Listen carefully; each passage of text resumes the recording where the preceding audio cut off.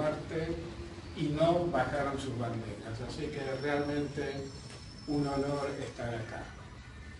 Hoy voy a hablar de la soberanía energética y en particular del tema hidrocarburos. Fíjense, estos son datos del Banco Mundial. Acá en el eje horizontal tenemos años y acá tenemos el consumo de energía eléctrica per cápita, es decir, cuánto consume cada habitante de un país de energía eléctrica. Simplemente para ponernos en situación, esto es Canadá, esto es Corea, esto es Austria, y acá abajo estamos nosotros, Brasil, Bolivia, es decir, cuando alguien nos dice que los argentinos desperdiciamos energía, pensemos en este gráfico. Realmente tenemos un subconsumo de energía importante, y esto es importante tenerlo en cuenta, porque permanentemente nos dicen que el problema es que los argentinos no ahorran electricidad y que usan aire acondicionado. No. El problema es que las compañías distribuidoras de energía no hicieron las inversiones necesarias con el dinero que les dio el Estado. Esto es, de nuevo, el consumo energético medido en barril equivalente de carbono por habitante. Fíjense que viene subiendo. Acá tenemos el año 2010 y acá el 2020. Esto se hizo, no tengo los datos intermedios, pero fíjense que en el periodo macrista el consumo de energía cae violentamente y ahora, después del 2020, está empezando a retomar. ¿Cuál es la matriz energética argentina? Estos son 2002, 2000, 2010, 2020, 2021.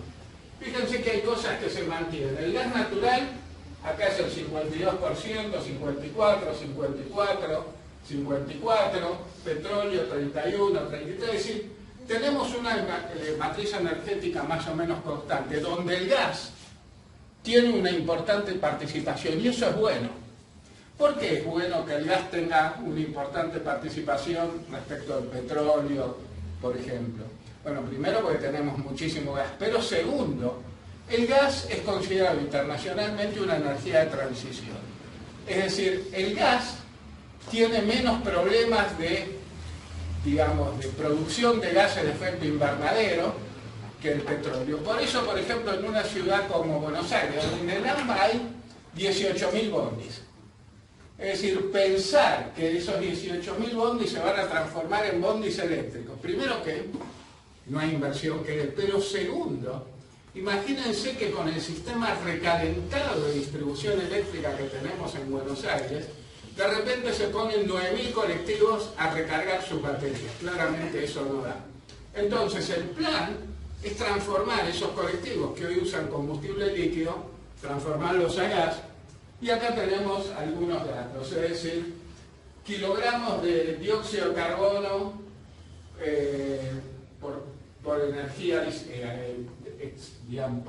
entregada. Acá tenemos los diferentes combustibles, y fíjense que el gas es kilogramos de dióxido de carbono equivalente, porque hay otros gases de efecto invernadero y todos se acumulan en dióxido de carbono, pero aparte el gas no tiene menores contaminantes como con azufre, nitrógeno, etc. Entonces, el gas tampoco produce algunos, residuos sólidos como el petróleo. Tenemos la mayor parte de nuestra matriz energética en gas, insisto, y eso es bueno como transición energética, que hoy es un tema. Para YPF es un tema fundamental la transición energética, porque hoy, si YPF quiere conseguir inversores, tiene que mostrar que está haciendo esfuerzos de transición energética. Hoy no hay forma de que, por ejemplo, YPF cotiza en la Bolsa de Nueva York. Hoy no hay forma en que los inversores puedan comprar acciones de YPF si YPF no demuestra que está involucrada en la transición energética. Vamos a ver la producción argentina de petróleo y gas. En petróleo el 47.4% corresponde a YPF. En gas menos, el 27.4%. Y de los pozos perforados en el 2022 el 39.8%. Es decir, YPF es el gran jugador en la industria del gas y petróleo. acá tenemos petróleo y gas, tenemos el convencional. ¿Qué es el convencional? El convencional son los viejos pozos petroleros en que se va, se perfora, se pone una tubería y empieza a salir petróleo o gas. Cuando deja de salir por fuerza propia se pone un bombeador y se saca así. Para hacer una imagen, supongamos que ustedes toman una esponja y la llenan de líquido y clavan una pajita en el medio y empiezan a absorber.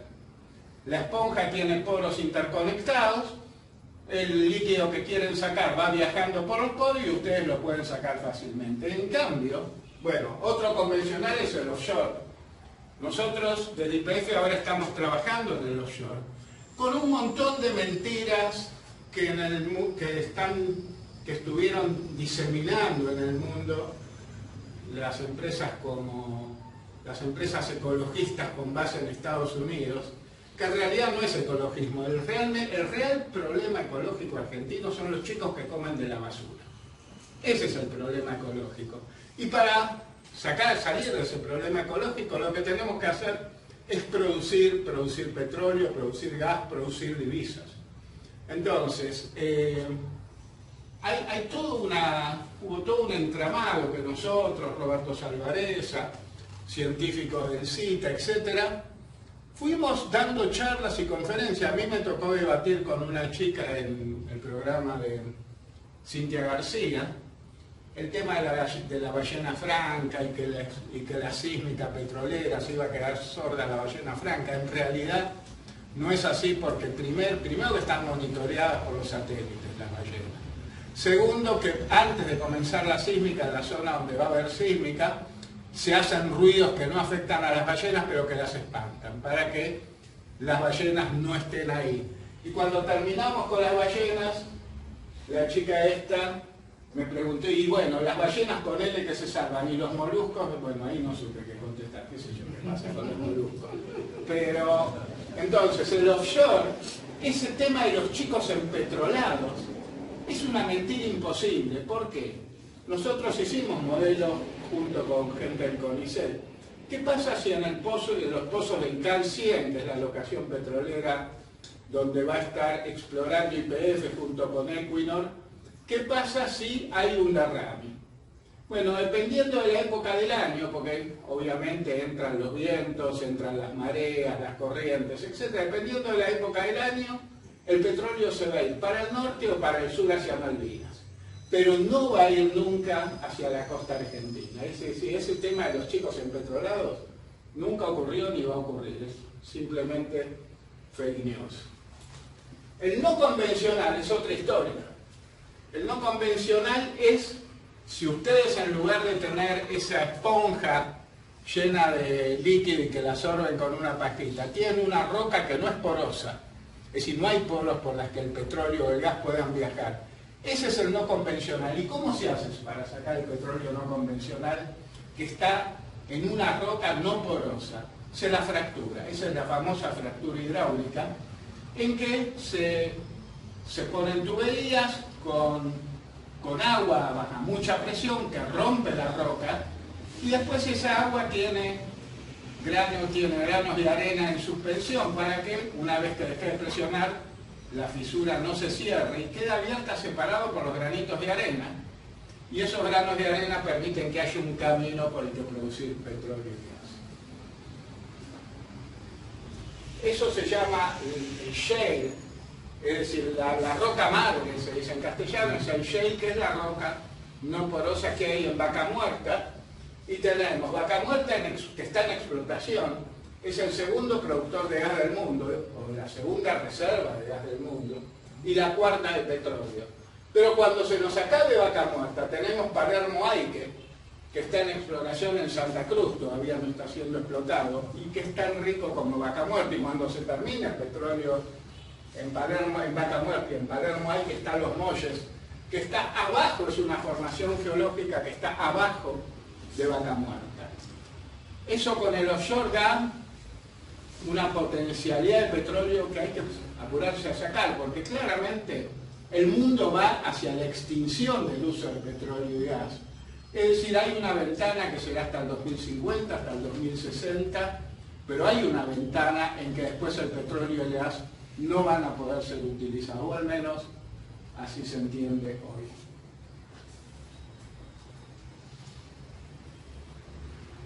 Hay tres sectores que voy a tratar de describir brevemente en esta charla. Uno es lo que en el mundo petrolero se llama el upstream, que son los pozos petroleros, de donde se saca el petróleo. Acá están las típicas cigüeñas, que en el mundo petrolero lo llaman AIB, aparato individual de bombeo. El midstream, que es la conducción de petróleo y gas. La conducción de petróleo y gas en estos días está siendo famosa porque el mes que viene, este mes, en junio, se va a inaugurar y va a empezar a transportar gas el gasoducto Presidente Néstor Kirchner. Y el downstream, que son las refinerías. Es decir, donde producimos los combustibles que usamos en los coches, etcétera, etcétera. Vamos a tratar de ver qué hace YPF en estos lugares.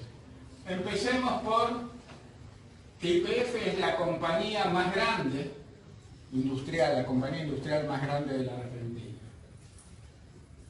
Tiene 100 años, bueno, lo festejó el año pasado. Es una compañía petrolera integrada, es decir, tiene upstream, midstream y downstream, tiene extracción de petróleo, extracción de petróleo y gas, transporte de petróleo y gas y refinación. Y el gobierno controla el 51% de YPF y el 49% restante se cotiza en la bolsa de Nueva York, en la bolsa de Buenos Aires, etc. Las ventas, el dinero que entra YPF, en billones de dólares. Fíjense, en el 2022, 18,8 billones. Los billones americanos no son millones de millones, sino que son miles de millones. 9 ceros. 9 ceros. 9 ceros. Acá tenemos en el 2022 18,8, 13,7 en el 2021, 2020, es decir, acá fue la pandemia, ¿no? La pandemia fue desastrosa para YPF, porque claro, si la gente no usa los coches, no usa los colectivos, no usa los trenes, bueno, YPF no vende petróleo y gas. Y no solo eso, sino que no exporta, porque no es que éramos el único país del mundo en que todo el movimiento estaba detenido. Pero después, 2017, 2018, 2019, es decir, esto es la YPF que renacionalizó Cristina. Yo me acuerdo cuando trabajaba en Tequín, en el tema de tubos de acero para pozos petroleros, la gente que tenía, es decir, de la empresa española que era dueña de YPF en ese momento, la idea que tenían es que la geología argentina decía que no había más petróleo. ¿Por qué no había más petróleo en la Argentina? Que obviamente la producción de petróleo crece, las ventas de petróleo crecen. No había más petróleo en la Argentina porque el dinero que ellos ganaban en la Argentina lo invertían en algún país africano. Es decir, la ecuación de ellos es gano en Argentina e invierto en África. No les convenía invertir en la Argentina porque ganaban menos, porque era más peligroso, porque si bien no eran adivinos, Repsol no era adivino, podían surgir, tuvieron razón, después surgieron los Kirchner que nacionalizaron, etcétera, etcétera. Es decir, no se reinvertía en la Argentina, no había exploración y la cantidad de petróleo iba decayendo. Surgieron teorías en esa época como el oil peak, es decir, el pico de petróleo, que ya se había llegado al pico de petróleo y ahora lo único que había que esperar era un descenso permanente. Y decían, bueno, es la geología. Bueno, no era la geología, era Repsol que estaba decidida a no seguir invirtiendo en la Argentina. Esto es el CAPEX. El CAPEX es la cantidad de capital que se invierte para comprar equipos, ¿ok? CAPEX es la inversión, en caso de YPF, la reinversión. Pero cuando nosotros tenemos un costo de una empresa, está el CAPEX, que es lo que se gasta en equipos, y está el OPEX, que es lo que se gasta en operación. Es lo que se gasta para mantener los equipos andando, es lo que se gasta para pagar los sueldos, etcétera, etcétera. Fíjense que, pasada la pandemia, un crecimiento enorme de YPF en el CAPEX. Es decir, YPF está en una curva ascendente de inversión en la Argentina Inversión en la Argentina significa más puestos de trabajo, inversión en la Argentina significa puestos de trabajo más sofisticados, inversión en la Argentina significa también que las pymes que están en Neuquén, que están en Buenos Aires, que están en Córdoba, no porque Córdoba sea petrolera, sino porque es muy industrial, tienen cada vez más trabajo y cada vez más requerimientos desde YPF. Y acá está el EBITDA. El EBITDA son las ganancias antes de pagar impuestos, de la depreciación, etc. Es la ganancia bruta. De nuevo, el margen, 4,9 billones de dólares, 4, la pandemia. Es decir, YPF está invirtiendo cada vez más, está ganando cada vez más, está produciendo cada vez más. YPF nacionalizada. Estas son las producciones de petróleo crudo. Petróleo crudo es el petróleo antes de ser refinado, y de gas natural. Gas natural es el metano, que es el que sale pues, en nuestras casas, ¿no? Tenemos 99,6% del petróleo se dedica al mercado interno y solamente 0,4% se exporta. Hoy vamos a ver que ese número va a ir cambiando. Y el gas natural se exporta un 5% y un 95% va al mercado interno. Es decir, perdón, eso cambió con respecto a los años anteriores. Se tenía que importar antes. Hoy también tenemos que importar gas. Este es el gas natural. Esto es lo que se exporta, no lo que se importa. Vamos a ver que el tema de la importación, nosotros estamos recibiendo del exterior permanentemente buques con gas natural licuado que se regasifica acá y se distribuye. Es decir, hoy la producción argentina total hoy todavía es menor. ¿Por qué? No se autoabastece. No el gas porque no teníamos el gasoducto. Ahora sí. Ahora va a comenzar a autoabastecerse. Te digo más, un tema anecdótico.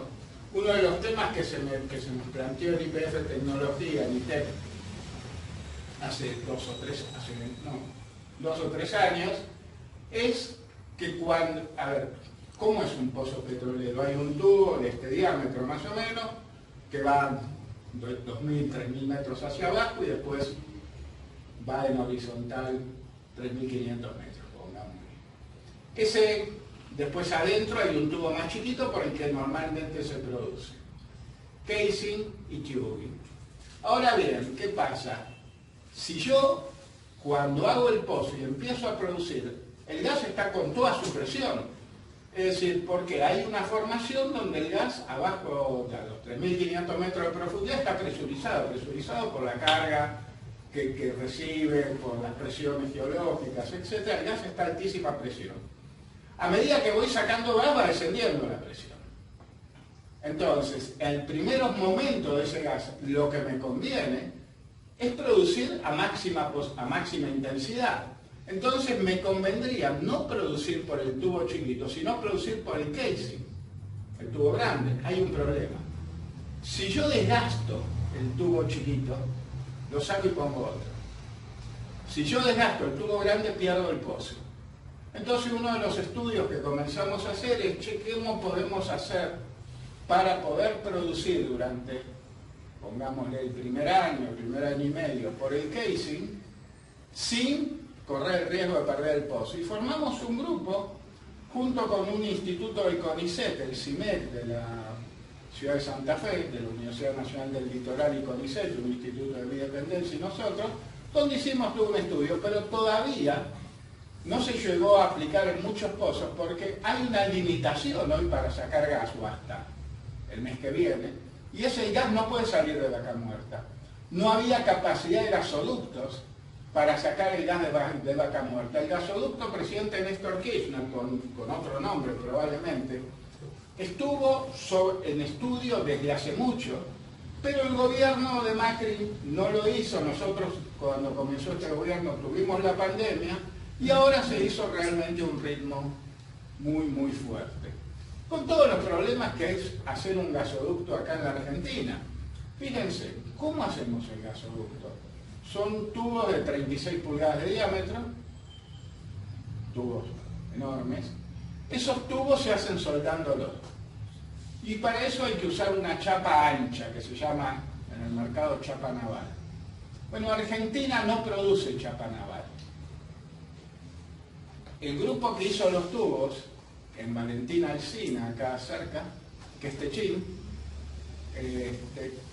tiene una planta de chapa naval en Brasil. Es decir, fabricaban la chapa naval en Brasil, se la autoexportaban a Argentina y hacían los tubos. Un negocio gigante. Porque después, aparte de hacer los tubos, tenía la ingeniería para unir los tubos soldándolos. Un negocio gigante, pero ineludible. Es decir, no se podía hacer el gasoducto sin que Techín ganase esa cantidad enorme de guita. Ahora, ¿por qué?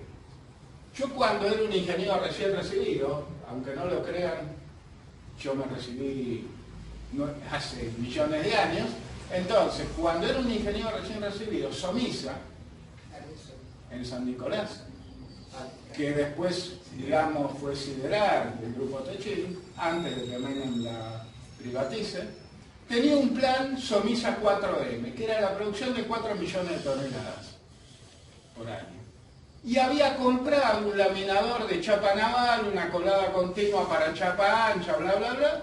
La había comprado y la estaba por instalar. Cuando se privatiza, Techín, que compra Somisa, compra es un decir, pero compra por centavos Somisa, decide que no le conviene hacer chapa naval en la Argentina. Y ese equipo se vende entero en Brasil a una empresa que se llama Usiminas, que después compró el grupo Techín. Es decir, hoy para hacer chapa naval o usar chapa naval en la Argentina hay que comprarla a Estados Unidos.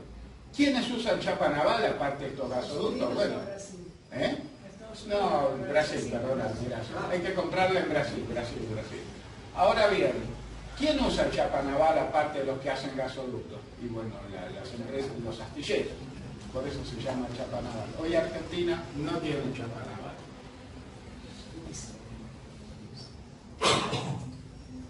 Fíjense que acá tenemos, y ese es otro tema importante. Un tema importante es, che, estamos produciendo a todo trapo gas y petróleo. ¿Cuántos accidentes hay? Estos son la frecuencia de accidentes, la cantidad de accidentes con heridas por millón de horas hombre trabajadas. Y fíjense que en el 2020 baja, acá sube un poco y vuelve a bajar. Es decir, comparado con el 2018, 0,51, ahora estamos en 0,32 accidentes por hora trabajada. Es decir, y se invierte, se produce más y tenemos menos accidentes. Este es un número importante, es decir, la cantidad de accidentes en YPF es un número que hemos monitoreado permanentemente. ¿Hay accidentes? Claro que hay accidentes.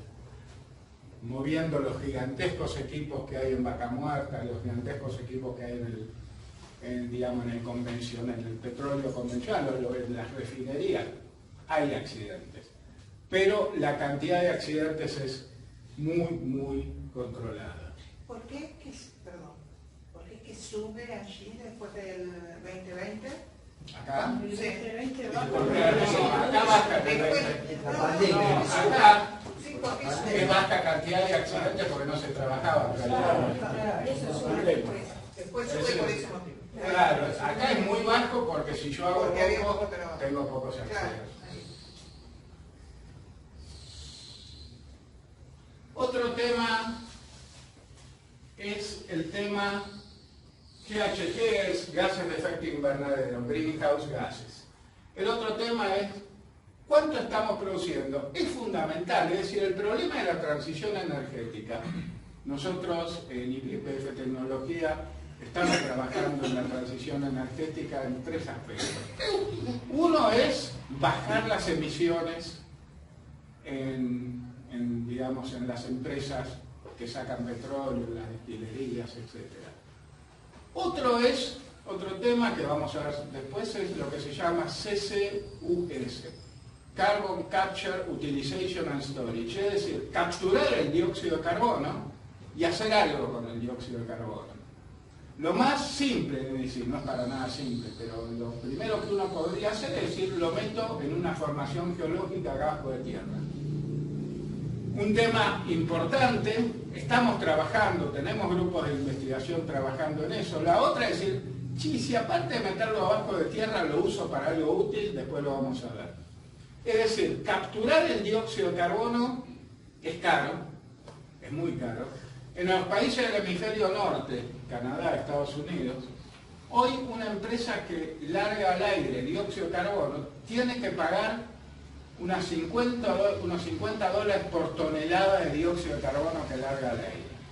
Hay empresas, yo estuve hace muy poco en Canadá, hay empresas que dicen, dame tu óxido de carbono, yo me lo llevo y lo meto en algún lugar donde lo tienen que monitorear para que durante 30 años, es decir, pues yo lo puedo meter abajo de tierra y el óxido de carbono después de un rato sube. Tienen que asegurar, monitoreando con drones, con satélites, etcétera, con sensores, que en los próximos 30 años no va a salir a la superficie nuevamente el dióxido de carbono. Un tema fundamental, no solo para prevenir el cambio climático, es decir, para avanzar contra el cambio climático, sino algo más práctico, porque el cambio climático uno lo ve a lo lejos, dice, bueno, qué sé yo, va a haber un cambio climático, pero algo que ve mañana es de nuevo, no hay inversores que inviertan en empresas que no estén, sobre todo en petroleras, que no estén trabajando respecto al cambio climático. Entonces, ese es un punto, CCUS, un tema fundamental. Después estamos trabajando en el tema de electrolizadores, es decir, ustedes leyeron lo de Río Negro, en donde había una empresa australiana que hoy... Puma. El de los Pumas, o sea, la gerenciaba. Claro, esa empresa australiana decía que iba a invertir $8.000 millones. En realidad, iba a invertir $8.000 millones en Australia. Porque los molinos para generar energía eólica y los electrolizadores los iba a fabricar en Australia, los traía acá. ¿Y qué es lo que poníamos nosotros en el negocio? El viento patagónico.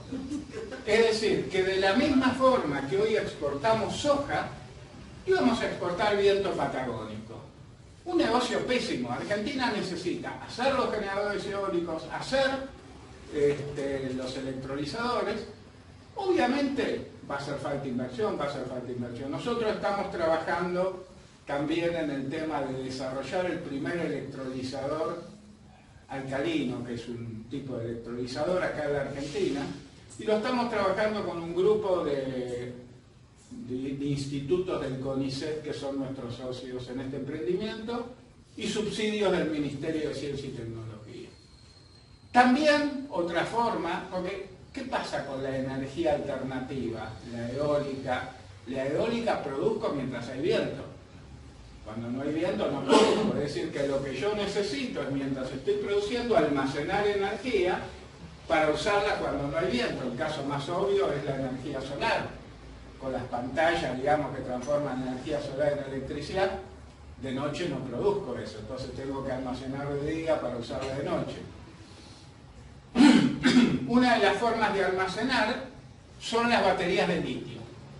Hoy son famosas en el mundo las baterías de ion litio, todo el mundo habla de las baterías de ion litio. ¿Por qué ion litio? Nosotros el otro día tuvimos una reunión con el Ministerio de Defensa. Una de las ventajas del ion litio es que las baterías de ion litio pesan muchísimo menos que las baterías de plomo, las que tenemos en nuestros coches. Es decir, que si un grupo de ejército está avanzando en una posible guerra, o si queremos monitorear los barcos extranjeros que pescan en el mar argentino con drones, y bueno, usemos baterías livianas para tener más posibilidad de llevar cámaras, en lugar de usar el dron para transportar baterías de acá para allá. El otro tema, fíjense, las baterías que se prenden y se apagan, por ejemplo, con energía solar. La batería de ion litio puede cargarse y descargarse 3.000 veces antes de empezar a fallar. Las de plomo unas pocas veces. Es decir, mucho cargar y descargar, muy livianas. Esas son las baterías de ion litio. Nosotros estamos instalando en La Plata una pequeña fábrica, junto con la Universidad de La Plata, que es nuestra socia, junto con el CONICET. ¿Para qué queremos una pequeña fábrica? Una fábrica en el orden de los megawatts, mientras los chinos producen del orden de los gigawatts, es decir, 1000 veces más. No teníamos la capacidad de inversión, pero es lo mismo que cuando la CONEA hizo su primer reactor nuclear en Bariloche. Cuando fuimos a instalar Atucha, no hicimos Atucha en el país, pero sabíamos perfectamente cómo funciona un reactor nuclear. Cuando necesitemos una gran inversión, probablemente vengan inversores o no, pero nosotros vamos a tener la tecnología. Esa planta arranca este año, pasamos del laboratorio, en que todo el desarrollo de las energías de ion litio, ITEC viene trabajando hace años con el INIFTA, que es un instituto del CONICET en La Plata, y con eso se lleva a hacer una planta de batería de litio que va a arrancar este año ahí en La Plata, a pocas cuadras de ITEC. Pero entonces, volvamos al tema de los gases de efecto invernadero. Fíjense, lo que llamamos el no convencional solamente emite 10%, porque hay emisión de gases de efecto invernadero, es decir, abajo de tierra, cuando saco el gas metano, que es el que uso, y el petróleo, claramente el gas metano sale mezclado, porque abajo hay de todos los gases, sale mezclado con dióxido de carbono, que es el que no quiero, el que quiero atrapar. 10% de todas las emisiones de gases de efecto invernadero, Vaca Muerta tiene el 10%, el petróleo convencional el 35%. ¿Por qué tanto más el petróleo convencional? Porque son equipos más viejos. Es decir, son sistemas más viejos y hubo, hace años nadie se preocupaba por el gas de efecto invernadero. De hecho, hay cosas que hoy no se pueden hacer. ¿Cómo si nosotros hacíamos un pozo exploratorio de petróleo hace 10 años? Ese pozo exploratorio de petróleo, ¿qué pasaba? Se hacía el pozo, era un pozo de gas y petróleo, como la mayor parte de los pozos, el gas se venteaba, es decir, se largaba al aire, nadie le preocupaba largar metano al aire. A lo sumo, si éramos muy cuidadosos, se quemaba, había una antorcha en que se quemaba el metano. Hoy, las provincias de Neuquén ha prohibido ventear y ha prohibido flaring, que es quemar. Es decir, ninguna de las dos cosas hoy son admisibles. Entonces, hay que tener cuidado con cómo se manejan los gases. Otro problema en el que estamos trabajando son los que se llaman pozos aislados. Es decir, yo voy y hago ahí un pozo aislado, es decir, estoy lejos de los gasoductos. Sí, si empieza a salir gas, ¿qué hago con el gas ese? Bueno, ese es un tema, porque no lo puedo largar al aire, no lo puedo quemar y necesito hacer el pozo exploratorio. Después, el DW, es decir, son las refinerías, etcétera, etcétera. El total de emisiones del 2021 al 2022 bajó un 7%. Un objetivo de YPF es que para el 2030 Vaca Muerta sea neutra en emisión de CO2, es decir, que emitamos tanto CO2 como capturemos CO2. Que no haya un aporte al CO2, dióxido de carbono, al CO2 del mundo por Vaca Muerta. Es un objetivo muy ambicioso, pero que es un objetivo hoy IPF. Entonces, tenemos acá, fíjense, el upstream y el no convencional. Mientras el upstream, estas son las relaciones. Es decir, hoy Vaca Muerta se decide comenzar a tratar de llevarlo a cero en cuanto a emisión de dióxido de carbono, porque es el que menos emite, claramente. Bueno, acá están las nuevas energías, hidrógeno y litio. Hidrógeno, Leading R&D Electrolyzer Project, es decir, ahí nos pusimos los de ITEC muy contentos porque YPF le dice a sus inversores que nosotros estamos desarrollando un electrolizador. Claramente eso fue muy bueno.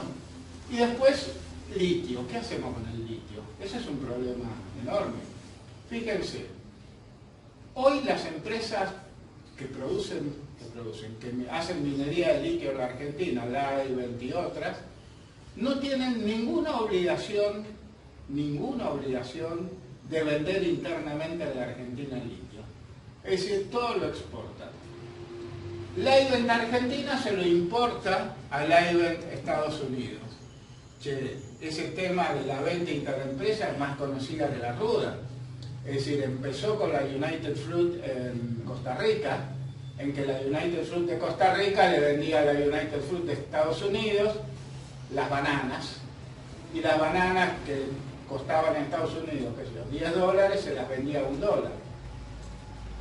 Acero, las fábricas argentinas de acero le venden a otra fábrica del mismo grupo empresario en Uruguay. ¿Por qué? Porque Uruguay es un país que es un paraíso fiscal, tiene menos impuesto a las ganancias que Argentina.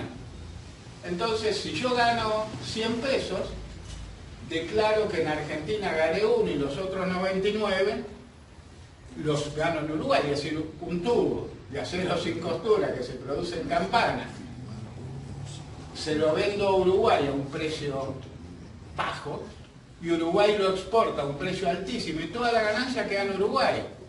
¿Y por qué queda en Uruguay? Porque no se pagan impuestos a las ganancias. Otros temas, el negocio interempresa, cuando ustedes ven que una empresa le vende a la misma empresa en otro país, eso es trampa. Siempre es trampa. Es decir, por ejemplo, el tema de las licencias y patentes. Por cada equipo que se fabrica en el país, la oficina central que está en el extranjero, normalmente en un país como Holanda, no, ahora no es más Holanda, como Países Bajos, como Luxemburgo, etcétera, etcétera, son países que cobran poquísimo impuesto a las ganancias. Entonces, la fábrica X de Argentina le vende a un precio, algo que va a exportarse, lo vende a una fábrica en Holanda, que a su vez lo exporta, quedando las ganancias en Holanda. Otro tema son las patentes. Las patentes, yo produzco algo, una rosca, y la patento, la desarrollo en Argentina y la patento en Argentina y Holanda. Y digo, el dueño de la patente es la casa matriz en Holanda. ¿Qué pasa? Por cada rosca que vendo, desde Argentina, le pago un royalty a Holanda. Es decir, el negocio del comercio interempresa, normalmente cuando ustedes ven que una fábrica A le vende a su casa matriz en otro país, ahí hay evasión de impuestos muy difícil de controlar, muy difícil de controlar. Entonces, decía, del litio, YPF establece YPF Litio. YPF Litio es una empresa que se originó este año pasado, el 2022. Problemas con YPF Litio. Los salares buenos de mucha producción están todos concesionados en la Argentina. Es decir, la Constitución del 94 establece que los dueños de los recursos naturales, al revés que la del 49, que establecía que los dueños de los recursos naturales es el Estado Nacional, los dueños de los recursos naturales son las provincias. Entonces pasan estas cosas. No hay venta en el mercado interno. Bueno, nosotros fuimos y decimos, che, tenemos una planta chiquita, queremos 30 toneladas, estás exportando 21.000, Laibel. Queremos 30 toneladas de carbonato de litio grado batería. No puedo vender en la Argentina. Al final, Quintela, el gobernador de Catamarca, los obligó a vender y nos vendió 30 toneladas. 30 toneladas es nada. Entonces, Chile, en ese sentido, es mucho más avanzado. Chile tiene una ley por el cual, si hay demanda interna, el 30% de la producción de litio se tiene que vender en Chile. Si hay demanda interna, si no la hay, obviamente no. Bueno, hoy estaba hablando con la Secretaría de Asuntos Estratégicos, y la Secretaría de Asuntos Estratégicos está impulsando una ley en la Argentina, es Mercedes Marcó del Pop, está impulsando una ley en la Argentina por el cual haya una obligación de vender internamente un cierto porcentaje de lo que las empresas producen. Pero tenemos que apurarnos. ¿Por qué? Por las dudas. Miren, en realidad podemos sacar las mejores leyes que si no ganamos las elecciones las van a destruir en, ¿se acuerdan la ley de comunicación audiovisual, la ley de medios? No, es decir, la única forma de que las cosas anden es ganar las elecciones. Si perdemos las elecciones, olvidémonos de las leyes, de los decretos, de las inversiones de todo. Upstream, es decir, ya lo dijimos, la extracción de petróleo. Esto es un gráfico que no me canso de mostrar. Esto que el equivalente de vaca muerta en Estados Unidos es el Permian. ¿ok? Es una zona de Estados Unidos, una formación geológica donde también tienen petróleo no convencional, petróleo y gas no convencional. Es un poco más benigno que Vaca Muerta, nos estamos dando cuenta ahora. Primero porque es menos profundo. Segundo porque la roca es menos dura. Y segundo, y fundamental, como es menos profundo, tiene menos temperatura, es decir, en Vaca Muerta abajo tenemos más temperatura y roca más dura. Pero fíjense, estos son el costo de desarrollo, es decir, después que hice el pozo, el costo de desarrollo es todo el tema del costo que yo estoy gastando para producir petróleo, es decir, encamisar el pozo, llevar las tuberías, etcétera, etcétera. El costo de levantar el petróleo. Este es el costo en el Permian, el azul. El verde es el costo en Vaca Muerta. Cuando hablábamos de 2016, es 2,5 por. Es decir, el Permian. Al revés. Perdón, al revés, sí, si no, no me daba las cuentas. El Permian es el verde. Cuando empezaron en 2016 a medir esto, el Permian era 2,5 veces más barata o Vaca Muerta 2,5 veces más cara. Hoy se invirtieron las cosas. Es decir, ¿por qué? Porque hay una ingeniería de yacimiento en Vaca Muerta realmente muy importante. La producción de petróleo en Vaca Muerta ya no es la producción que viene un tipo, mira, hace un pozo. Hoy lo llaman, es una fábrica de petróleo. Es decir, delimitan una zona, van haciendo pozos en una especie de damero, compran todos los tubos iguales, todas las válvulas iguales, es decir, lo llaman estilo factoría. Ese estilo factoría es un desarrollo que ha hecho YPF en los últimos años y realmente ha bajado los costos de producción enormemente. Esto, digamos, es el gran gráfico que nos puede decir, si como era que YPF y las empresas del Estado no son eficientes, bueno, este es el gráfico que muestra la enorme eficiencia que tienen y las empresas del Estado de la Argentina y en particular YPF. Bueno, estas son las cuencas petroleras. Tenemos acá la cuenca neuquina, el Golfo de San Jorge, la cuenca austral, acá la cuenca cuyana y la cuenca del noroeste. En estos lugares hay petróleo y en estos lugares está trabajando YPF. Un tema interesante es Formosa. Formosa tenía petróleo. Hoy los pozos, porque cuando se va agotando el petróleo, lo que se empieza a sacar es agua. O como dicen los que trabajan en los campos petroleros, el corte de agua llega a valores de 99,5%, cosa que es ridículo explotar. Ahora, Infran se dio cuenta de algo, la gente de Infran, no fue él que fue a hacerlo, la gente de Infran se dio cuenta de algo, y es decir, que en el agua que estaban sacando de los pozos de Formosa había litio. Y había litio porque el fondo de esos pozos es volcánico. Evidentemente, cuando vino Infran a YPF y nos contó, yo salí de la reunión y pedí que analicen el agua de todos los pozos que tenemos en Vaca Muerta. Bueno, no, nada. Lo único que hice es gastar dinero. Pero nosotros no, al menos ahora no hemos detectado eso. Pero lo tienen en cantidades muy chicas. Y están trabajando en lo que es hoy el gran objetivo de todas las empresas que producen litio. ¿Y cómo se saca el litio? Hoy se saca el litio, se bombea la salmuera, se la pone en piletones para que se vaya evaporando, etcétera, etcétera, etcétera. Con ese método, que se llama método evaporativo, países como Bolivia, si ustedes googlean Bolivia, van a encontrar que es la que más cantidad de reservas de litio tiene y es la que menos exporta. Bolivia no exporta prácticamente litio. ¿Por qué no exporta litio Bolivia? Porque el litio del salar de Uyuni está contaminado de magnesio. Es decir, es una contaminación natural, no es que fueron y lo contaminaron, hay magnesio.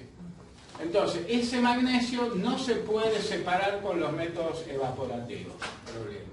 La Puna, la zona, las provincias con litio en Argentina son Jujuy, Salta y Catamarca. En las zonas elevadas donde están los salares, yo hasta ahora no fui nunca a un salar, me dice el compañero de trabajo que amigo que realmente la sensación de ahogarse es bastante real, pero al margen de eso, en estos lugares hay poca agua y poca gente. Si nosotros desperdiciamos el agua, esa gente y sus animales no van a tener agua.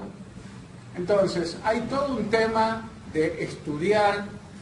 Estamos desarrollando en este momento modelos matemáticos de los salares, sus cuencas, para decir, mira, che, si vos querés bombear salmuera, la máxima velocidad de bombeo de la salmuera que podés tener para no dejar sin agua a todo el mundo es tal. ¿Cuál es la ventaja de YPF? Porque, bueno, para sacar litio con esa gente hay que tener un contrato social. ¿Cuál es la ventaja de YPF? Que YPF es conocida por haber desarrollado pueblos, no aniquilado pueblos. Es decir, YPF creó pueblos en la Patagonia, YPF creó pueblos en todos lados. Es decir, nos alejamos de la ciudad de Buenos Aires, vamos a una ruta y la estación de servicio que vemos es la estación de servicio de YPF. Entonces, bueno, eso le permite avanzar y las nuevas leyes van a decir, che, vos compraste un salar o alquilaste un salar, se alquilan a la eternidad, vos alquilaste un salar pero no estás produciendo. Lo compraste como una inversión inmobiliaria. Entonces, ¿sabes qué? Ese salar lo vamos a volver a licitar porque queremos que se produzca. Y Argentina no puede quedarse con lo que se paga de porcentaje por cada tonelada de litio que se saca. Es muy bajo. El negocio de las provincias que tienen litio es un negocio miserable.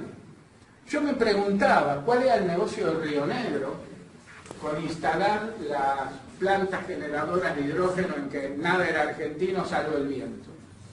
Y era, aunque parezca mentira, el alquiler de las tierras fiscales en las que se iban a poner los molinos. Es decir, un negocio recontra miserable en lo que se juega el país para ganar chirolas. Bien, seguimos. Entonces estas son las cuencas. En el mar, la explotación del mar, porque por ejemplo en Mar del Plata hubo toda una movida en contra del... Sí, hubo una movida impulsada por las organizaciones ecologistas, que más que ecologistas quieren que Argentina no produzca petróleo, digamos, organizaciones ecologistas con base en Estados Unidos. Se ha demostrado científicamente que todo lo que estaban diciendo no es real. Es decir, YPF y Equinor va a explotar petróleo en el mar. En Noruega, donde viene Equinor, se explota petróleo en el mar. Y Noruega, aparte de exportar petróleo, es uno de los grandes exportadores de salmón. Y el salmón no come petróleo. Es decir, pueden convivir. Sí, si esas mismas inversiones fueran extranjeras, seguro que no hubiese... Absolutamente. Yo quiero contar una anécdota. Yo estuve en el Salar del Hombre Muerto en Catamarca, con fines turísticos, fui a pasear. Y soy bastante aventurero y me metí en... Cuando llegué al Salar del Hombre Muerto, en el Salar del Hombre Muerto en Catamarca, con fines turísticos, fui a pasear. Y soy bastante aventurero y me metí en... Cuando llegué al Salar del Hombre Muerto, vino una camionetita y me sacó, porque quedó privado. Sí, o sea que ya lo vendieron. Sí, no lo vendieron, lo concesionaron, pero bueno, lo concesionaron por infinitos años.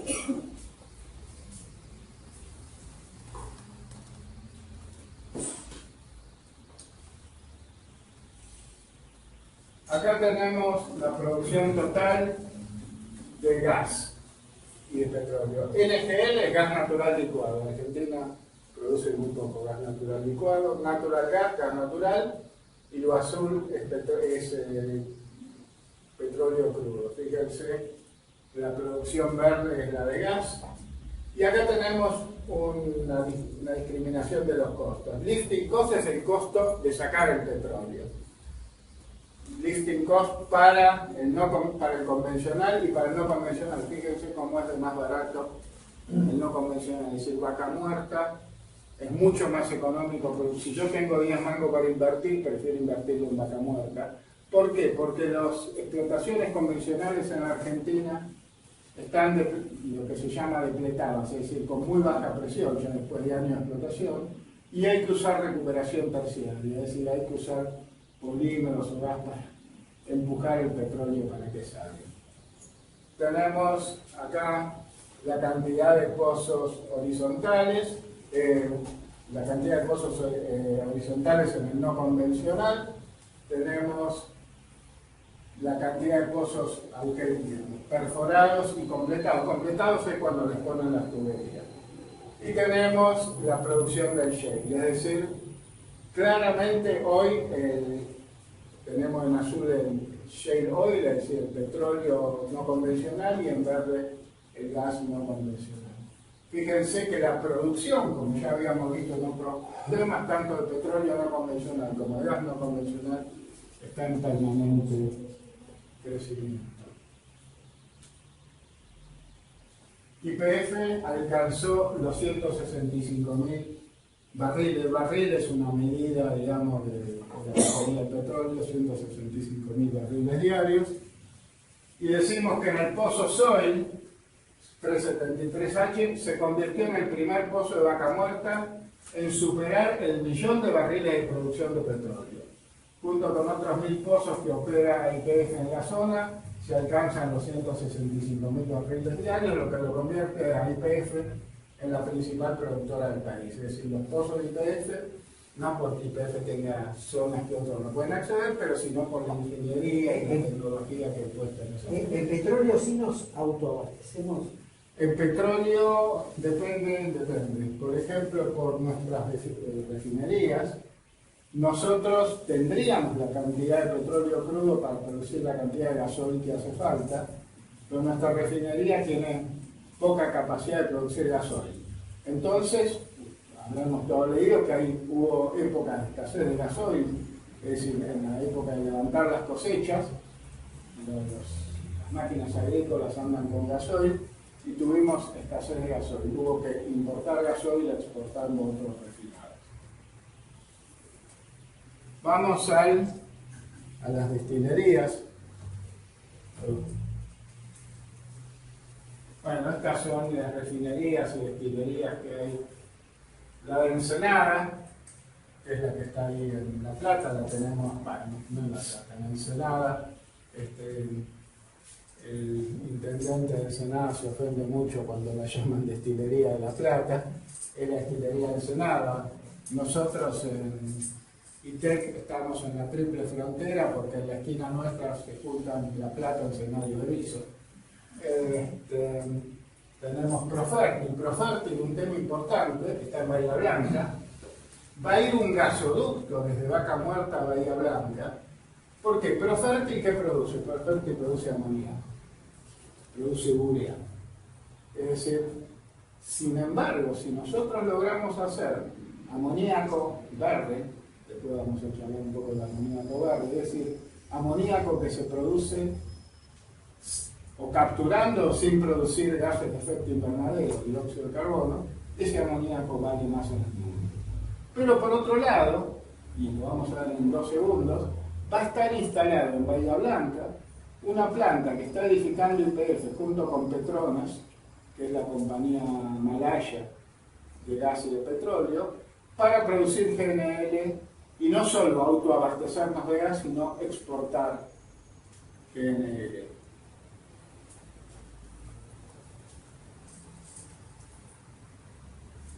Acá tenemos las ventas de productos refinados, crudos procesados, los costos, etc. Acá no, fíjense, en gasolina y diésel YPF es el 56% y las otras empresas tienen muchísimo menos. Transporte de gas. El gasoducto presidente Néstor Kirchner lo hizo en ANSA, que es del Estado Nacional 98%, aparte tienen las provincias de Chubut, Formosa y Río Negro, otras provincias, etc. Y Nucleoeléctrica Argentina un 0,01%, que es muy bajo. Es totalmente estatal. Ahora fíjense esta peliculita, vamos a ver si anda. Gasoducto Presidente Néstor Kirchner.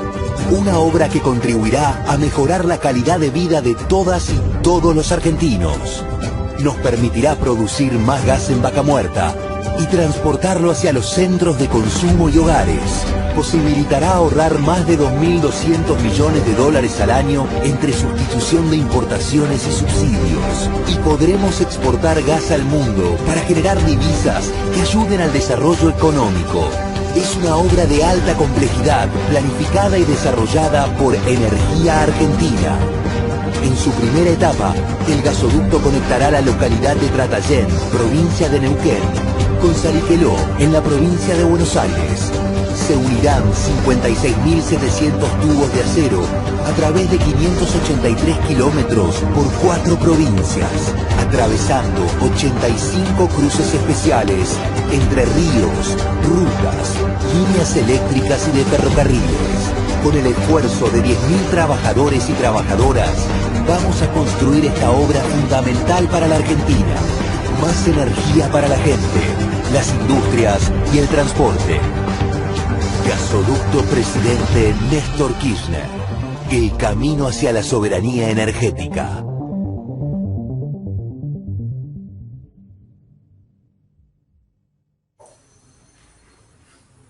Las etapas del gasoducto Néstor Kirchner. Primera etapa, Tratayén de Neuquén a Saliqueló, provincia de Buenos Aires, 563 kilómetros, diámetro de los caños 36 pulgadas. 36 pulgadas es un montón, digamos. Obras complementarias, el tramo final del Neuva 2, que es un gasoducto existente, 29 kilómetros de gasoducto, gasoducto Mercedes. La etapa 2, gasoducto Saliqueló, Buenos Aires, San Jerónimo. Esa es la etapa 2 que ahora se está negociando la financiación por Brasil, porque la gran dificultad de estas obras es que no tenemos los dólares para hacerlo, claramente.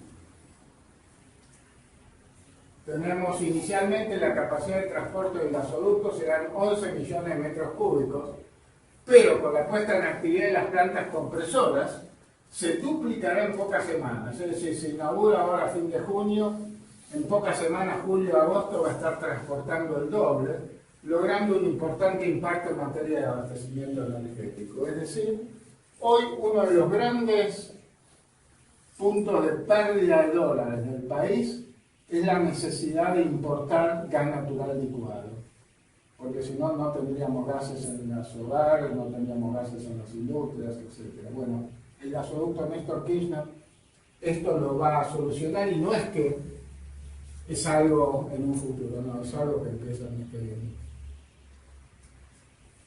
Y el otro tema es, bueno, tenemos tanto gas, nos vamos a autoabastecer, ¿qué más vamos a hacer? Bueno, vamos a exportar gas. La forma de exportar gas es gas natural licuado, y los someto a la segunda peliculita. Argentina tiene una de las reservas de gas natural no convencional más grandes del mundo en Vaca Muerta. YPF y Petronas, Grupo Global de Energía de Malasia, vienen trabajando juntos desde hace 8 años en el desarrollo de Vaca Muerta y anuncian hoy su alianza para la investigación y desarrollo del proyecto de infraestructura más importante de las últimas décadas. Un proyecto que tiene 3 pilares: la duplicación de la producción actual de gas en Argentina, el desarrollo de un gasoducto para transportar el gas desde Vaca Muerta hasta una zona costera, el desarrollo en etapas de un complejo industrial de gas natural licuado. El proceso consiste en bajar la temperatura del gas por debajo de los 160 grados centígrados, temperatura a la cual queda en estado líquido, reduciendo su volumen unas 600 veces. De esta manera, permite transportar el fluido por barco a diversos destinos en el mundo. Se trata de un proyecto de aproximadamente 10.000 millones de dólares de inversión solamente en la primera etapa, lo que nos permitirá producir hasta 5 millones de toneladas de GNL por año. Y dentro de 10 años, cuando el proyecto esté finalizado, se podrán producir y exportar hasta 25 millones de toneladas de GNL por año. El proyecto generará miles de puestos de trabajo, impulsará el desarrollo de nuevas industrias y fortalecerá la economía de miles de pequeñas y medianas empresas. Nuestro país necesita importar, en el pico de consumo de invierno, alrededor de 35 barcos de GNL por año. Cuando la producción de GNL alcance su capacidad máxima, Argentina exportará más de 460 barcos anuales, convirtiendo al GNL en uno de los principales sectores exportadores y generadores de divisas para el país. Es un proyecto que cambiará rotundamente la matriz energética y la economía nacional. permitiría diversificar la matriz exportadora, generar proyectos petroquímicos de industrialización de nuestros recursos naturales y proveer de energía de transición al mundo. Argentina GNL, un proyecto estratégico para nuestra soberanía. Dice energía de transición porque, como habíamos visto, el gas es considerado hoy una energía de transición, porque cuando quemo gas emito menos dióxido de carbono que cuando quemo petróleo. Bueno, hay que transportar no solo gas, sino crudo. Tenemos oleoductos, hay una empresa que es Oldeval, Oleoductos del Valle. Se fundó en 1993 como empresa de transporte de petróleo, es responsable del desarrollo, operación y mantenimiento del ducto de 1.800 kilómetros que va desde Rincón de los Sauces y Chayacó a la provincia de Neuquén, en la provincia de Neuquén hasta Puerto Rosales en Bahía Blanca. El socio mayoritario de Oldeval es YPF con el 37%, seguido de Exxon con el 21%, Chevron, PAL, Petrol, Antec Petrol con 2,1%. Este es un mapa medio desprolijo de todos los gasoductos que hay en la Argentina. Nosotros vamos a empezar, me preguntaban de la exportación de petróleo, vamos a empezar a exportar petróleo a Chile.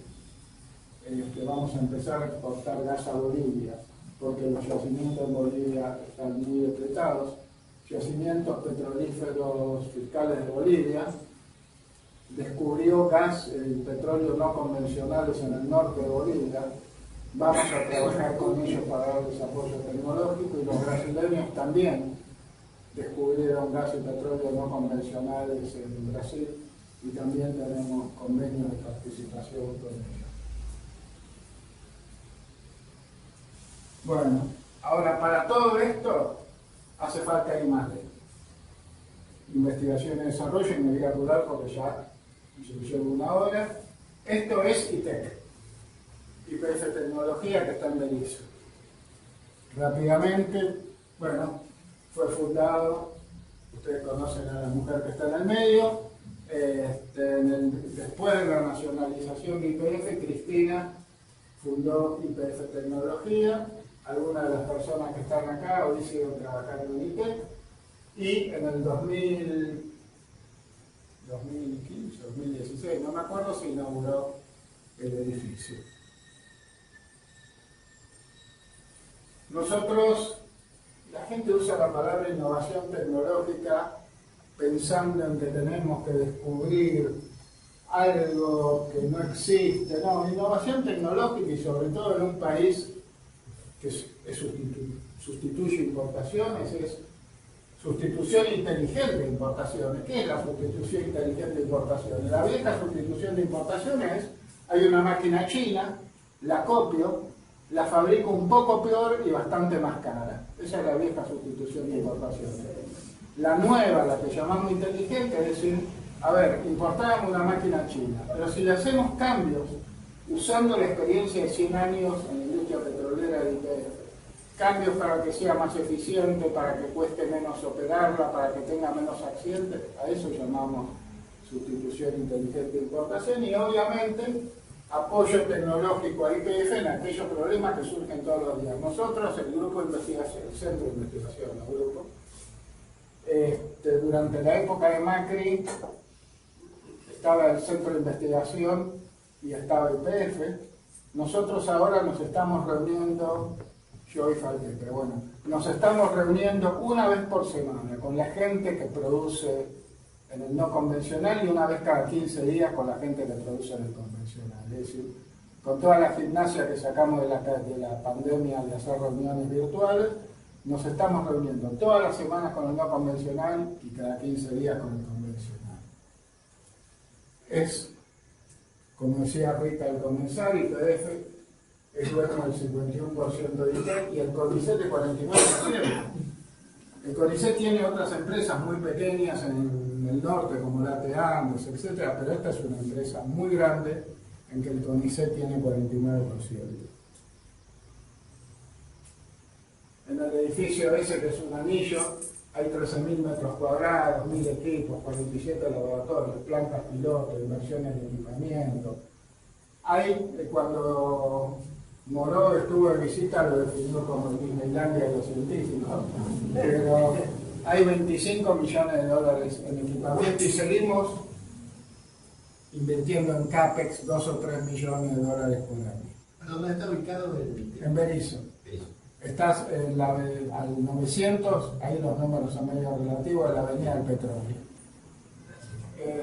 Tenemos 266 personas, 66 son doctores, 34 tienen un posgrado, 125 grados universitarios, hay 219 investigadores. Este es un número interesante, el 36% de mujeres. ¿Es bajo? Sí, es bajo. Es alto comparando con facultades de ingeniería, es altísimo. La facultad de ingeniería no suele haber más del 20%.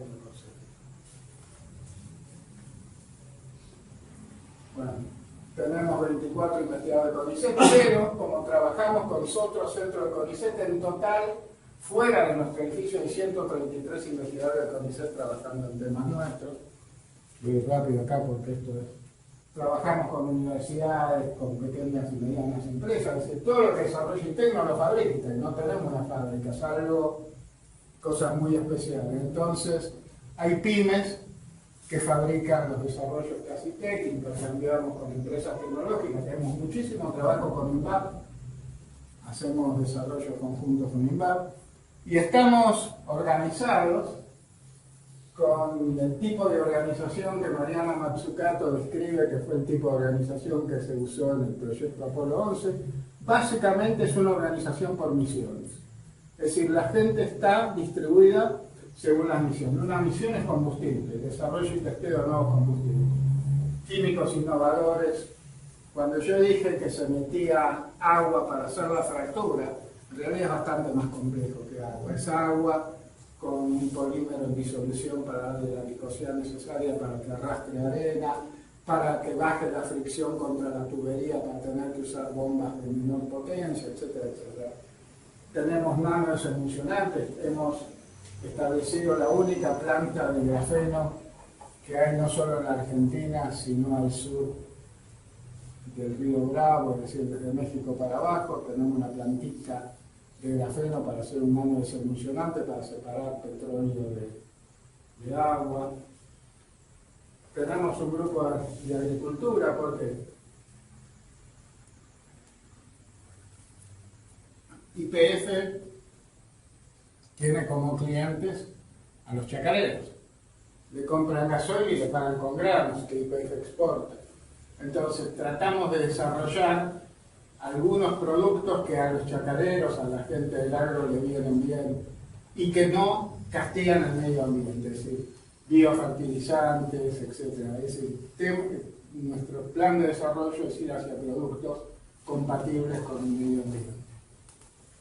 Hidrógeno, no solo los electrolizadores, sino, ¿puedo transportar por los gasoductos argentinos una mezcla de hidrógeno y gas?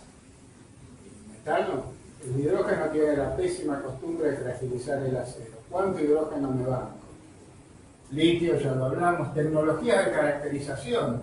Que si tenemos una cantidad enorme de equipos, microscopía electrónica, los microscopios electrónicos más importantes del país, equipos de rayos X, etcétera, etcétera, etcétera. Bueno, todo eso está en un grupo que maneja esos equipos.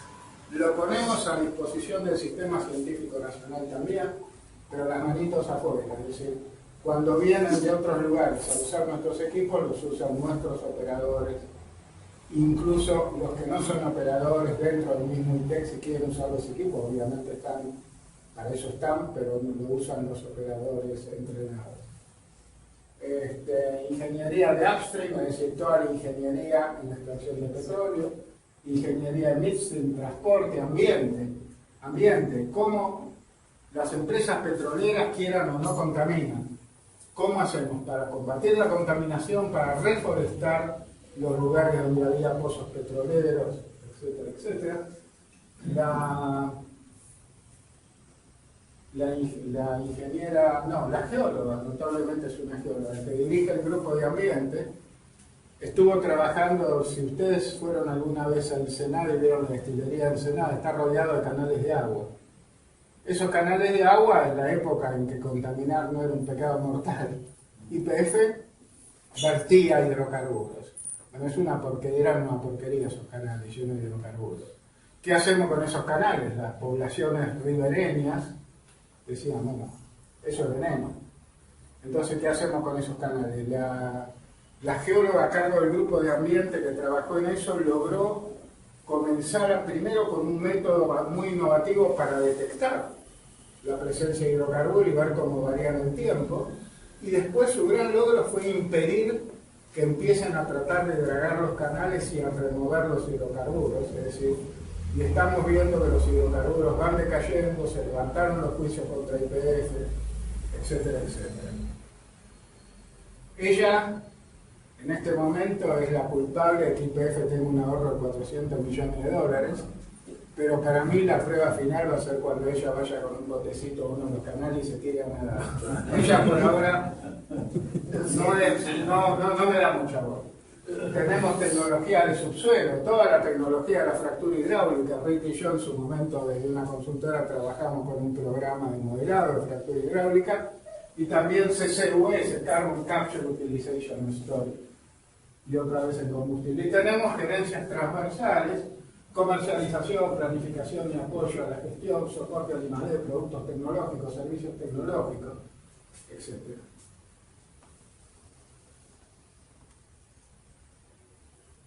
Algunos ejemplos: microscopía.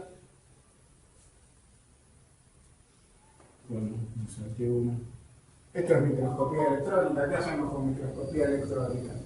Si yo voy a empezar a explorar una zona, saco lo que se llama una corona, es decir, saco un cilindro largo de las rocas del lugar y estudio la permeabilidad, estudio los materiales que lo componen, estudio cómo le va a costar la porosidad y la permeabilidad, que no es lo mismo. Porosidad es la cantidad de poritos que tienen, pero esos poritos pueden no estar conectados entre sí, entonces, a pesar de que tengan muchos poros, no es permeable.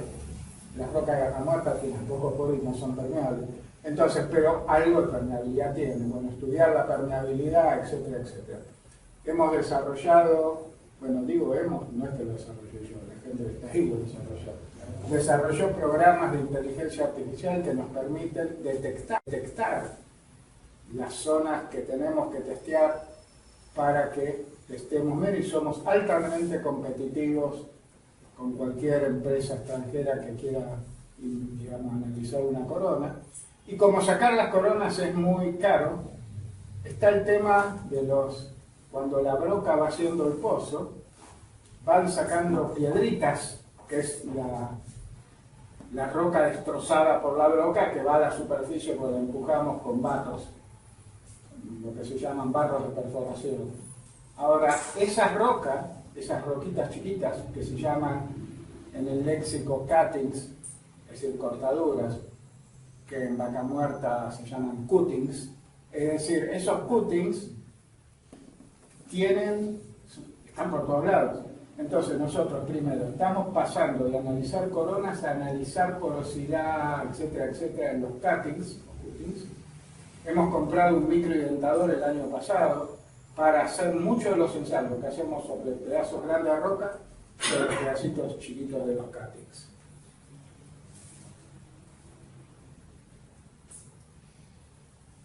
Esto es cómo se ve en el microscopio electrónico una roca. Esto es una roca donde hay gas y esta es una roca donde hay petróleo.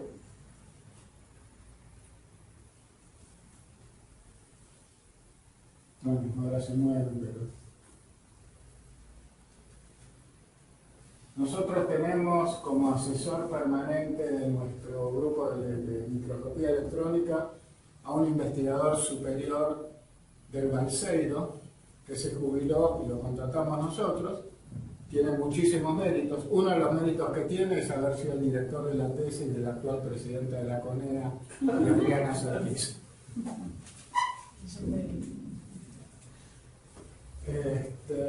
Esto es cuantificación de la porosidad.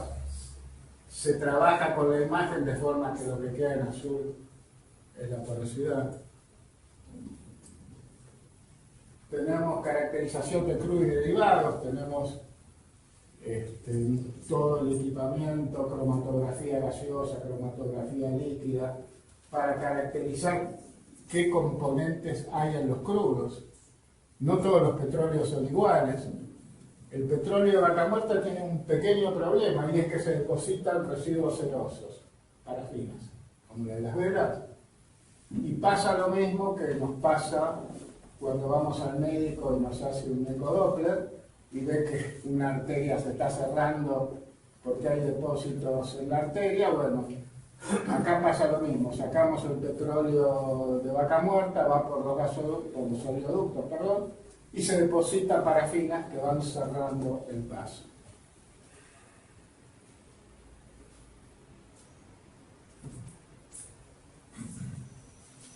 Fractura hidráulica. Este es el laboratorio donde caracterizamos la fractura hidráulica.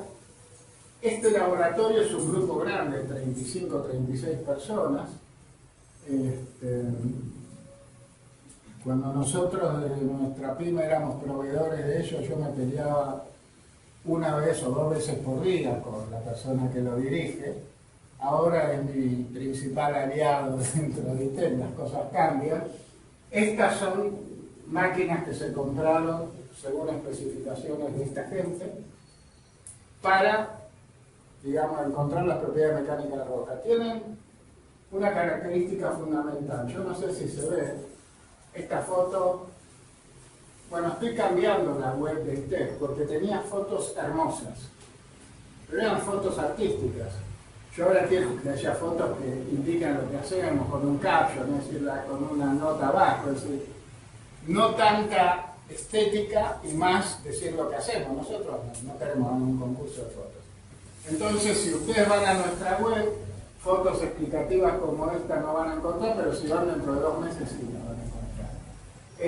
Estas son máquinas que comprimen la roca, y acá hay un cilindro que le mete presión hidráulica de costado. Es decir, porque la roca ahí abajo no solamente tiene presión desde arriba, sino que tiene tensiones geológicas o tiene compresión en todas las direcciones. Bueno, esta máquina logra producir eso, y podemos agarrar un pedazo de roca, simular las compresiones que tiene a 3.500 metros de profundidad en Vaca Muerta, y después ver cómo es de permeable o no permeable al pasaje de gas o petróleo.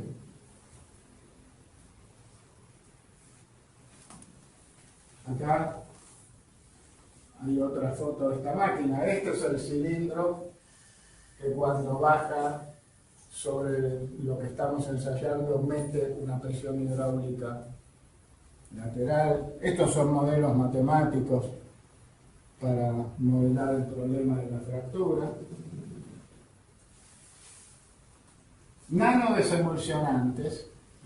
A ver, nosotros sacamos, ¿vieron cuando ustedes hacen café con leche? Al principio tienen el café, tienen la leche, y hay una zona en donde se mezclan el café y la leche. Es decir, que se emulsionan. ¿Qué es emulsión? Gotitas que se dispersan de un líquido que se dispersan en otro. Bueno, eso hace perder guita. ¿Por qué? Porque hay petróleo que queda en emulsión con agua y nosotros queremos que sea la menor cantidad posible. Entonces nuestros químicos, esta es la parte que con más dificultad comento, claro que tiene que ver con química, una clara deformación. Nuestros químicos desarrollaron nanodesemulsionantes, porque usan partículas nano de grafeno. Y producen, fíjense, acá esto es petróleo y esto es líquido. Después de meterle el nanodesemulsionante hemos ganado una cantidad de petróleo. Reductores de fricción, lo que decía antes, cuando vamos a hacer una fractura en Vaca Muerta, queremos usar bombas de la menor potencia posible, o con igual potencia poder manejar más fluido, es decir, bajar la fricción entre el fluido que estoy bombeando y los caños. Ahí tenemos la producción industrial. Estos nanodesemulsionantes producen grafeno y después usan sileno, que es un líquido que no me hace feliz tenerlo en ITEC porque el punto de ebullición, de inflamación es 25-30 grados, ese no es simpático tenerlo por ahí. Captura y almacenamiento geológico de dióxido de carbono. Hemos desarrollado junto con YPF, la Universidad del Sur, la Universidad de Río Negro y el Ministerio de Ciencia y Tecnología, un mapa geológico de argentino, en donde hemos identificado los lugares que son aptos para inyectar y retener dióxido de carbono. Por otro lado, participamos porque tenemos que aprender mucho y tenemos que aprender y enseñar en una cooperación internacional para almacenamiento de dióxido de carbono. Y yo cuando llegué a ITEC, la persona que está a cargo de esto me dijo, estamos participando en un proyecto internacional. Y dije, claro, están pagando. Dice, no, pará. No es que pagamos, nos pagan para que nosotros participemos. Y tenemos que con la guita que dan los europeos, este grupo tiene 6-7 doctorandos que permanentemente están oscilando entre Noruega, Francia, España y Argentina. Uno de ellos es Damián. ¿Ah, sí? Sí. A mí me pone un poco nervioso porque parezco autorizar viajes como en una agencia de viajes, pero bueno, se lo van a dar. Herramientas inteligentes para la inspección interna de ductos. Este es un caso, y ya estoy terminando, no se pongan nerviosos. Este es un caso que hemos desarrollado con INVAR. Este bicho es para inspeccionar los ductos que transportan gas. Tienen que ser inspeccionados cada tanto tiempo para ver que no se hayan corroído, que no se hayan agrietado, etc. Hoy la inspección la hace Rosen, que es una empresa alemana. Entonces, cuando te toca el turno, vienen con se llaman chanchos estos equipos, porque es PIG, PIG. PIG en realidad quiere decir Pipeline Inspection Gauge, pero como PIG suena chancho, son chanchos. Entonces, estos chanchos se usan para inspeccionar los gasoductos, que se llama flujo magnético disperso. Simplemente es un flujo magnético que cuando encuentra una fisura, un cambio de espesor, por el flujo magnético, si todo está bien, viaja por el metal, no por el aire. Le gusta viajar por el metal. Pero si yo ahí le meto una fisura, un cambio de espesor o algo, parte del flujo se va por el aire y tenemos unos sensores de efecto Holtag que lo capturan.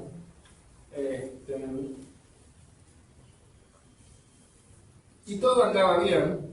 Ellos inspeccionaban nuestros gasoductos, todo bien, pero ¿qué pasa? A veces tenemos que inspeccionar un gasoducto fuera de programa, porque vino alguien con una retroexcavadora y se llevó un gasoducto puesto, porque cambió la composición química del gasoducto y empiezan a aparecer fisuras, etcétera, etcétera.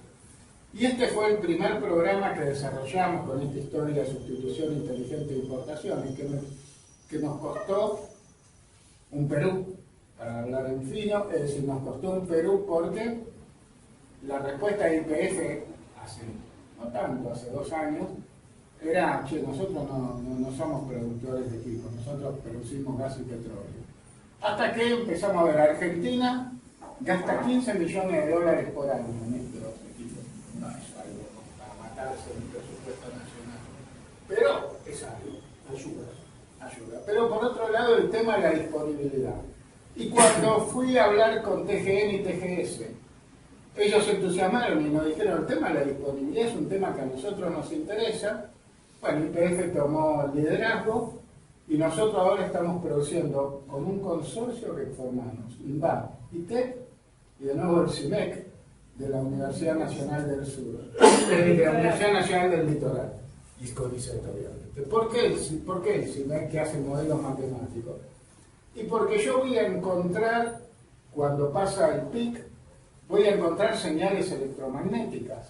Ahora, tengo que tener la capacidad de ligar esas señales electromagnéticas con defectos. Si yo no sé ligar señales con defectos, estoy frito. Entonces, el CIMEC lo que está haciendo es un manual de defectos. Y por otro lado, está interactuando muy bien con nuestra gente que trabaja en el diseño con INVAR. INVAR realmente está haciendo un trabajo superlativo en este tema. Que como yo le digo siempre, a la gente INVAP, ojo, el chancho es nuestro. Ustedes trabajan en el chancho, pero el chancho es nuestro. Bueno, más detalles de la ingeniería, de esto, no vienen ahora demasiado al caso. El trabajo de CIMEC, ahí había una fisurita y ahí es el rastro que quedó en el flujo electromagnético. Aseguramiento de flujo, lo que yo les decía. Este es un tema interesante. Este es un loop. Cuando llegué a ITEC, este loop tenía 10 años de antigüedad y no había sido sacado de los cajones. Bueno, lo sacamos de los cajones, lo armamos y de repente dijimos, el petróleo que tiene el problema de las parafinas está en Neuquén. Y nosotros tenemos el ducto acá en Berizo, es un poco lejos. Entonces fuimos a Neuquén, dijimos queremos instalar el loop acá en Neuquén. Y fui a dos pueblos, uno enfrente del otro, a Cutralcó y Plaza Winkle. Cutralcó es un pueblo, los dos pueblos tienen guita. ¿Por qué? Porque cobran las regalías del petróleo, después de las puebladas que hubo en Cutralcó, etc., cobran las regalías del petróleo. Cutralcó tiene un centro, un polo industrial gigante, bellísimo. Pero todos los emprendimientos que se instalaron ahí, por una u otra forma, les fue mal y hoy no hay nada. Son galpones, máquinas, todo desierto. Entonces fui a hablar con el intendente de Cutralcó, que es un compañero, pero me dice, ¿cuántos puestos de trabajo vas a crear? Digo, mira, al principio ninguno, qué sé yo, van a venir los científicos, pero va a haber actividad. No. Fuimos a Plaza Winkle. En Plaza Winkle está la UTN Regional Neuquén, que se prendió al proyecto inmediatamente y estamos instalando, mientras estoy hablando, estamos instalando este loop en Plaza Winkle. ¿Y el loop qué es? El loop es un circuito de petróleo, de tubos, en el que yo puedo regular velocidad, temperatura, etcétera, y puedo, con equipos que tienen muy avanzados, detectar cuándo se empiezan a formar las parafinas, con qué velocidad se forman. El colesterol. El colesterol. Digamos, yo tomo Crestor 10 miligramos, pero al petróleo hay que investigar un poco más antes de darle el Crestor correspondiente. Inyección de polímeros, otro tema. Es el tema famoso, yo inyecto polímeros y hay varias capas por las que saco petróleo. Horacio Burbridge, al que vos conocés, desarrolló un medidor que me dice cuánto, porque yo inyecto polímero por una sola manguera. Después va a las distintas capas de donde estoy extrayendo petróleo y es necesario saber cuánto va cada capa. Desarrollaron esto junto con un grupo de la Universidad de Buenos Aires, de la Facultad de Ingeniería, y este medidor hoy está siendo usado en el sur. Estudios avanzados de combustible, tenemos un laboratorio de combustible, en el que acá llevamos motores de autos, de tractores, etc. Y lo que probamos no son los motores, sino probamos de Infinia, por ejemplo, y otras naftas, que se llama la V-Power de Shell, a ver cómo se comportan comparativamente. Ambiente. Ahí estamos instalando ahora. Este es un equipo que se desarrolló de nano burbujas, en donde inyectamos en una corriente, eso también es María Elena Oneto, la misma de los canales, en donde inyectamos en una corriente de agua sucia con hidrocarburos, nanoburbujas de aire o de hidrógeno, para quemar el hidrocarburo, es decir, para limpiar la corriente de agua. Ahora lo estamos instalando en Mendoza en estos días. servicios de subsuelo. Eduardo, ¿podrían venderlo a otra empresa? La estoy... Absolutamente. No, lo que estamos pensando, nosotros estamos en petroquímica, en Río Tercero, tenemos un gran problema ambiental con residuos en agua. ¿Eso? ¿Con residuos de qué? De petróleo en agua. Eso... De nítrico, sulfúrico. Sí, sí, ahí vamos y ahí se podría instalar, bueno, hay que hacer el estudio correspondiente, pero sí, claro que se puede instalar.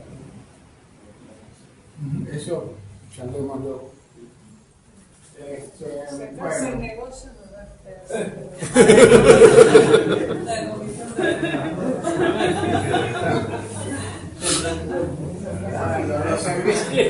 Los servicios que prestamos, etcétera, ¿no? Y lo que es interesante son servicios de educación geoquímica.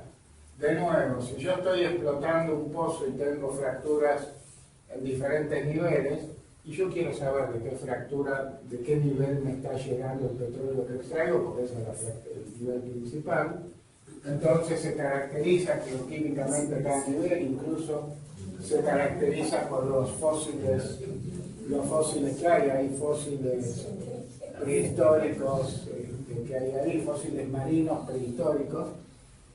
Así que bueno, todo eso es importantísimo para la industria petrolera cuando saca el petróleo, saber de qué nivel está viniendo.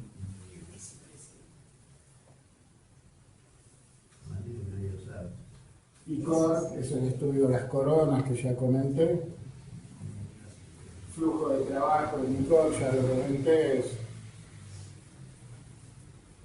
Bueno, y acá tenemos plataforma ILOC para ubicar de dónde está viniendo el petróleo. Se estudia el ADN. Hay una cantidad enorme de estudios sobre el petróleo que se extrae para saber de dónde viene.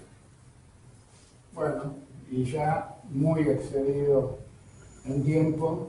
No estamos aburridos.